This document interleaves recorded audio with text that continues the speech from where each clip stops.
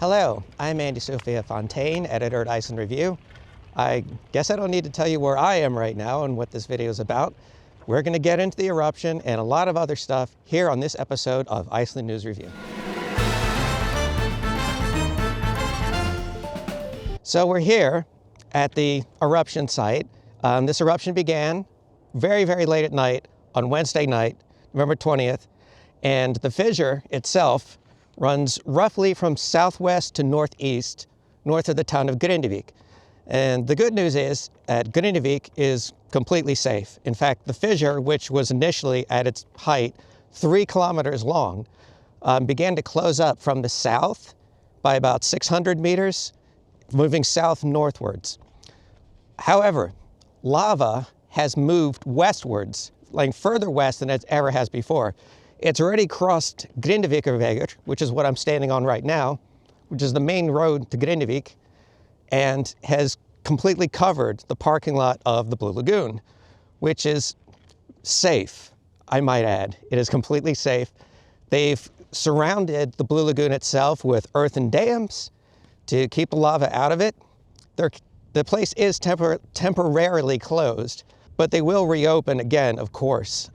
They might need to put down a new parking lot or clear the lava out of the existing parking lot. Who knows? I don't really know how those things work.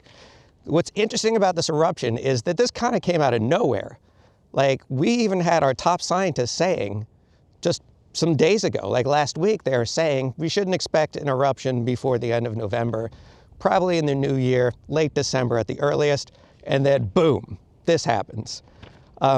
Personally, as a personal note, I am terrified of volcanoes and earthquakes. Why did I move to Iceland, you ask? For healthcare. But to be here actually right now is it's pretty exciting. You know, it's a reminder that the globe that we stand on, and it is a globe, it is round, the earth is round, it's not a solid ball of metal, that there's dynamic fluid constantly gushing and sloshing about just under our feet on under a very thin crust, and sometimes it likes to come up to the surface and say hello. In this particular instance, and this is the 7th such eruption in this area since last December, it's not posed any threat to human life whatsoever. It doesn't pose any threat to the Blue Lagoon. The parking lot will, probably have to be redone and repaved, but it was evacuated very quickly, as were the residents of Grindavik, because we have remarkable people who work in civic protection, the rescue workers, the police, who coordinate, and the scientists who all coordinate to make sure that everyone stays safe. And there's a very fast response time. Like, as the lava began heading west, the unsung heroes, the earth movers, were right there at the location. And these are folks who are in heavy machinery, pushing dirt and rock into a wall to keep the lava away from important infrastructure and human settlements. It's dangerous work, and yeah, very underappreciated, I would say. So that's basically how things are right now. Flights to and from Iceland, totally fine. The road between the airport and the capital area, again, wide open. People of Grindavik are okay. Like, there were 50 houses that were occupied at the time that there was an evacuation. They're all fine. Grindavik is fine. One less parking lot in the country, but that will be reopened soon, as will the Blue Lagoon. Things are looking pretty good. It's a very unusual experience to be standing this close to rock that was deep beneath the earth just a few days ago. The smell, like, the wind is coming from this direction, but occasionally, like, the breeze shifts, and the smell is indescribable. It's slightly metallic. It's like nothing I've smelled before in my life. I probably won't forget it anytime soon. But the fissure itself is over this way, and you can see these two plumes. Pardon me, I'm losing my voice a little bit. These two plumes over here are the two existing active craters right now. And you might be able to see the heat waves coming off of here, which is a testament to just how hot this stuff is, which, by the way, do not approach the eruption site. On our way down here, there's an intersection that you take off Reykjanes, you know, the road between the airport and the rest of the country. And there was a lot of people who had parked by the side of the intersection and were trying to get a good look, and that's fine. You know, they weren't blocking traffic, but there have been some folks who have walked a little bit too close to the eruption site. I cannot stress enough, please don't do that. You know, if you have a drone, sure, fly the drone close to it, but like, I think that's allowed anyway. I'm not 100% sure. Definitely check before you do that, but do not, under any circumstances, walk close to this stuff. Even like over here, like you see black lava, which you might see anywhere else in the country, but just beneath the surface of that, it is still molten hot. And as it's a liquid metal, you know, it can sputter, it can splatter, it can splash. People have gotten injured this way. People have gotten killed this way. Not recently, mind you, because, you know, well, through sheer serendipity, but please do not go near the eruption site. But it is quite a sight to behold. But yeah, it's very humbling to be in the presence of the planet reminding us all just how fragile we all are, and that it's the Earth that's in charge, not us. So in other news, you remember last time I had reported on a scandal going on in Parliament? Well, there's another one. And this one is about an agricultural bill. So last winter, well, first I should give you some background on how bills are typically made into laws in Iceland. So most bills come from a relevant ministry. They got a little work group and they want to make a bill about something, so they put together a draft. This draft goes up on a government portal, which is open to comments from the public, and then they take that feedback and they create a bill. And when that's submitted to Parliament, there are typically 3 rounds of discussions in Parliament. Like, it'll go to a relevant committee or relevant committees if it affects more than one sector. And then it goes back for discussion, committee, discussion, and then there's a vote. And that's not unusual. But this bill went through so many changes that the Reykjavik District Court ruled that the bill is essentially unlawful and unconstitutional because it was, in essence, a completely new bill. And so they only went through 2 rounds of discussion. Now, this might seem like a technical detail, but here's the important detail about this and why it makes it a scandal. So the chair of the relevant committee, in this case, the Industrial Affairs Committee, is a Progressive Party MP by the name of Þórarinn Ingi Pétursson. And the chair has a lot of leeway in terms of what changes are to be made. They steer the discussion. They have a lot of power. And so him being in charge of this committee that made all these dramatic changes, the changes that ended up going into the bill directly benefited an agricultural company that the committee chair had shares in, as an actual investor in. That's life in Iceland, I guess. But he wants to appeal this to the Supreme Court, and we'll see how that goes.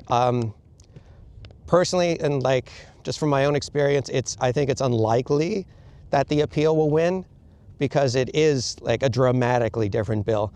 And in fact, the ministry had advised him, you should just submit your own bill if you want to do this. So it goes through the regular 3 rounds of discussion, but they didn't predict any sort of legal problems. And so, I don't know, the Supreme Court will probably rule like, yeah, you got to submit your own completely different bill, especially considering, you know, the conflict of interest, as it were. But we'll see what happens where that's concerned. The sulfur. The sulfur is starting to, I don't know if Art, who's our art director, can feel it, but like I'm starting to feel it in my sinuses and my throat a little bit, maybe because I'm talking so much. So elections. 1 week from tomorrow, on November 30th, we will have parliamentary elections, and the latest polls are out, and they're showing something kind of historic is happening right now, is that there are two parties, the center-left Social Democrats and the center-right Reform Party, are currently polling just high enough to be able to, if the polls bear out on election day, to have enough seats to secure a majority in Iceland's 63-seat parliament. Why is this historic?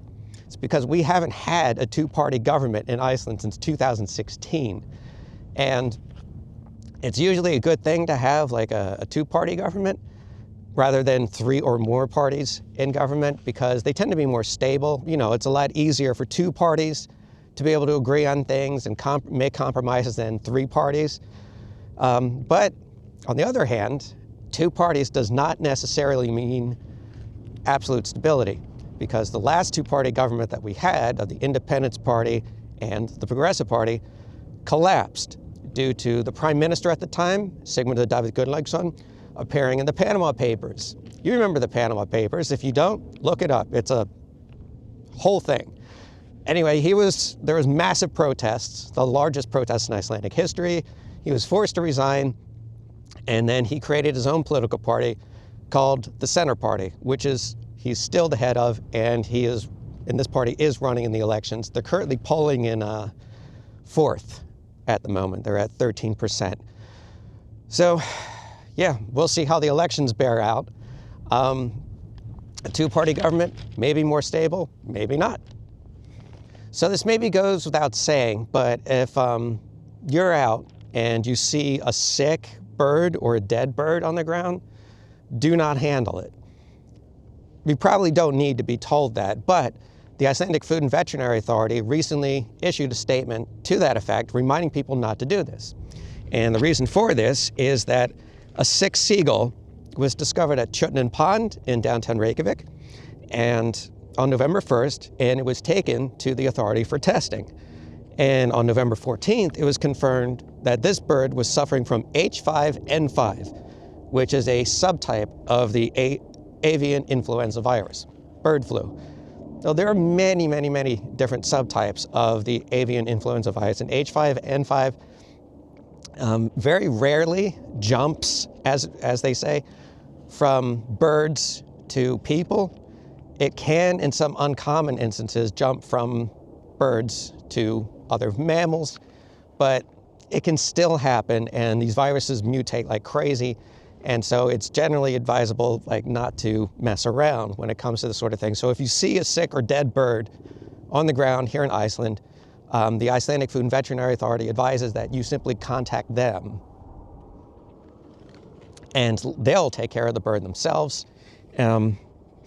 There's very little to worry about. It's just they want to take every precaution, and that's smart.